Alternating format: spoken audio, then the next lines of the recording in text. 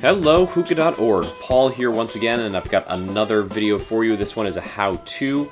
This one was requested a couple times, and yeah, I'm going to make myself a bowl out of an orange. Now, I've never actually done this with an orange, and I've got a couple different ideas that I want to try and flesh out here. So we're going to take a little bit of a journey together. So yeah, let's just dive right into this. What I'm going to be doing here, instead of cutting it in half, which only allows me a very small amount of space to work with, I'm actually going to be cutting up here at an angle to create the bowl and leave myself more actual structure into which to cut my my bowl port, or my stem port. So, I'm not sure if it matters which end you use, but I'm going to go with the navel end, because you know what, why not? I'm going to cut inward at a downward angle, maybe, I don't know, 15 degrees. Nothing crazy. And just around in a circle. Boom. There. That's in theory, because I want something like pretty similar to my favorite bowls, which would be fairly shallow and wide. So for cutting the bowl port, I suggest turning over your now almost bowl, which gives you a solid base on which to actually rest this. Find your center point. Understand that won't necessarily be the stem. I'd say go in there so that you've got like a reference point, and, you know, go around and cut your stem port. It's like any other bowl so far, or any other fruit bowl at the very least, and get that out. Now that is not a clear path by any means, but that should give me the right shape to place this on a stem. All I did here was poke through with my knife in the center from one side, then from the other. I'm just twisting it around, as you can see, to open up a path. And in theory, and now I'm going to try this, but in theory, that should be my bowl. I mean, that's pretty much it. Oranges are such a pulpy, easily destroyed, messed up fruit that it's going to be hard to get clean holes or a really clean cut in any of this without a bunch of debris. So just, clear it out as best you can, and there you go. That's, from as best I can tell, like I said, this is all theory currently. That's the bowl. So we're gonna pack this up, load this up with some delicious tobacco that I think would complement the orange flavor, and then we're going to smoke it and see how it behaves. Now that we have the bowl cut, time to fill it. I'm going to use some Nucla mint because citrus mint is such a delicious flavor, and also because I want to see how much actual flavor comes out of this bowl.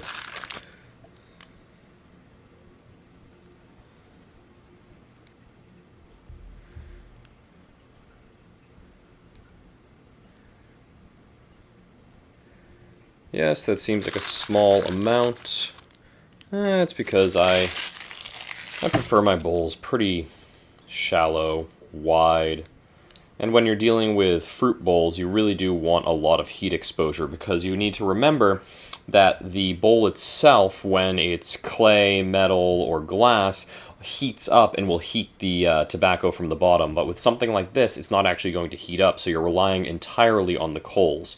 So you want wide and evenly dispersed heat.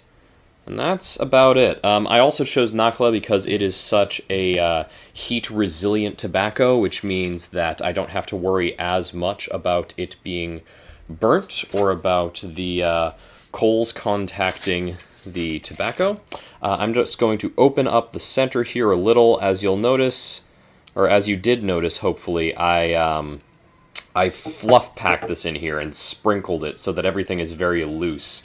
With the single hole at the bottom, if you dense pack tobacco in here, it's going to get jammed up and you're probably not going to get very good airflow. So now, big piece of foil over the top. This covers the orange almost entirely. Remember, because you don't have a lip, you really have to rely on, you really have to rely on the length of the foil wrapping around the piece of fruit to actually, like, keep it stuck there. And now I'm going to poke some holes, which are, you know, standard holes, nothing crazy. In fact, I'm going to go ahead and do very large slits rather than, like, poked holes, because this is going to need a lot of heat. And all around the outer rim. Alright. Yes, that's sloppy. Yes, someone's going to complain about it. But now we're going to smoke it.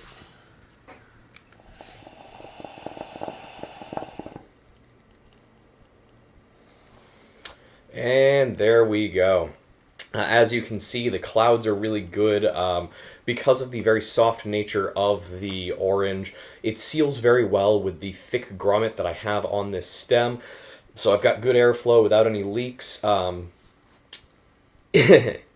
you can see, I might have been a little overzealous with the size of the orange that I chose.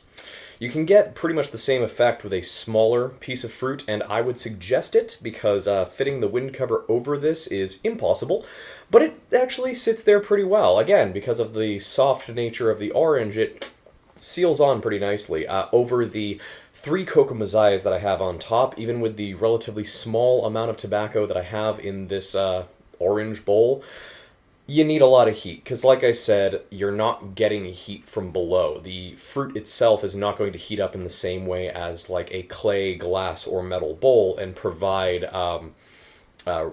like direct heat from below the tobacco.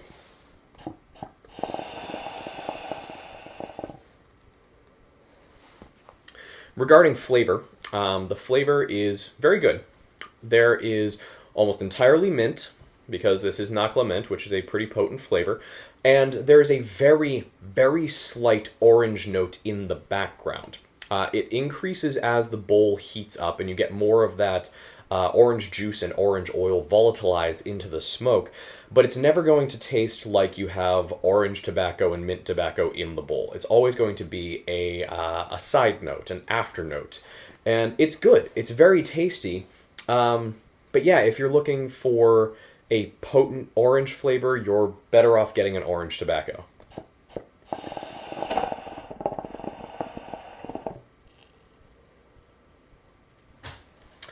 And there you go. So that's it. Please, if you try this out, let us know what you think. Go down below, give us a comment, go to the forums, let us know what you think there. Give us a thumbs up on this video. It really helps us out, lets us know what you like to see. Please give us more suggestions for the future, and I will keep churning these out and showing you guys how I do this kind of stuff. And, as you've seen with this, my experiments for new and innovative ways to create and experiment with hookah-type stuff. So that's it. This is Paul for Hookah.org saying thanks very much for joining us, and I'll see you guys next time. Happy smoking.